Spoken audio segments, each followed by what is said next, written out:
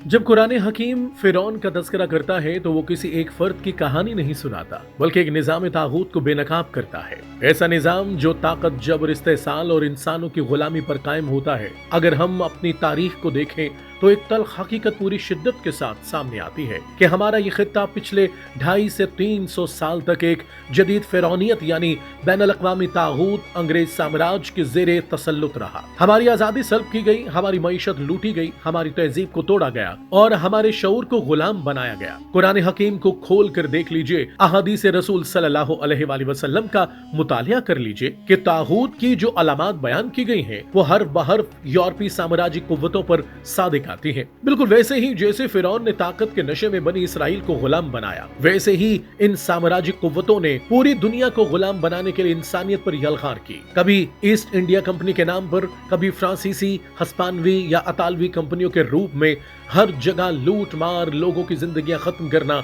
और वसाइल की बंदरबांट की गई। बदकिस्मती से हमारा खित्ता बरतानवी साम्राज्य के हिस्से में आया। अफगानिस्तान से लेकर बंगाल तक पूरा खित्ता गुलाम बना दिया गया। तागूत ने यहाँ डिवाइड एंड रोल की सियासत नाफिज की और 1757 से बंगाल में खून की नदियां बहाई गईं। सिर्फ 18वीं सदी के आखिर में 20 लाख बंगाली कहत से मार दिए गए। हालांकि जमीन सोना उगल रही थी, गोदाम भरे हुए थे, मगर अवाम को फाकों पर मजबूर कर दिया गया। जालिमाना टैक्स लगाकर किसानों से जमीनें छीन ली गईं और जब बंगाल, बिहार और उड़ीसा की दीवानी अंग्रेज के कब्जे में आई तो हिंदुस्तान की दौलत निचोड़कर बरतानिया मुंतकिल कर दी गई। यही तागूती रविश आगे बढ़ती रही। 1803 में दिल्ली, 1839 और 1843 में सिंध और पंजाब, जहां जहां अंग्रेज पहुंचे वहां खुशहाली नहीं बल्कि गुर्बत, भूख और बदहाली उतार दी गई। 1857 की जंग आजादी में सिर्फ दिल्ली में 55,000 उलमा को शहीद किया गया। लाखों इंसानों को अबदी नींद सुला दिया गया, सूलियों पर चढ़ाया गया, नस्लें तबाह कर दी गई, वसाइल लूट लिए गए। इन्नहु काना मिनल मुफसिदीन, यानी फसाद ही फसाद।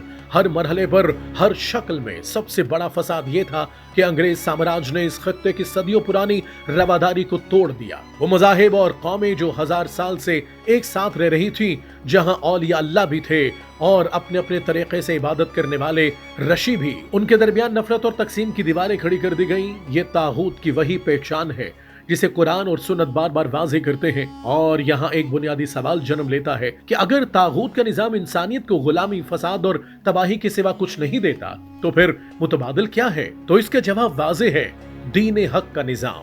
इस्लामी निजाम हुक्मरानी किसी नस्ल, कौम या ताकत की बालादस्ती का नाम नहीं बल्कि अदल, मसावात और इंसानी वकार की जमानत है। ये वो निजाम है जो फिरौनियत को तोड़ता है, साम्राज्यियत को रद्द करता है और इंसान को इंसान की गुलामी से निकालकर सिर्फ अल्लाह की बंदगी में देता है। रसूलुल्लाह सल्लल्लाहु अलैहि वसल्लम ने मदीने में जो रियासत कायम की वो ताकत की नहीं, अदल की रियासत थी। लूटमार की नहीं, अमानत की रियासत थी और जबर की नहीं बल्कि रहमत की रियासत थी। आज इंसानियत जिस आलमी जुल्म, इस्तेसाल और तागूती निजामों की शिकंजे में फंसी हुई है, उसका वाहिद निजात दहिंदा इस्लामी निजाम हुक्मरानी है। वो निजाम जो कुरान से रहनुमाई लेता है, सुन्नत से रोशनी पाता है और पूरी इंसानियत के लिए अदल और अमन का पैगाम रखता है। यही वो सबक है जो हमारी गुलामी की तारीख हमें देती है और यही वो रास्ता है जो हमें हक़ीक़ी आज़ादी की तरफ ले जाता है।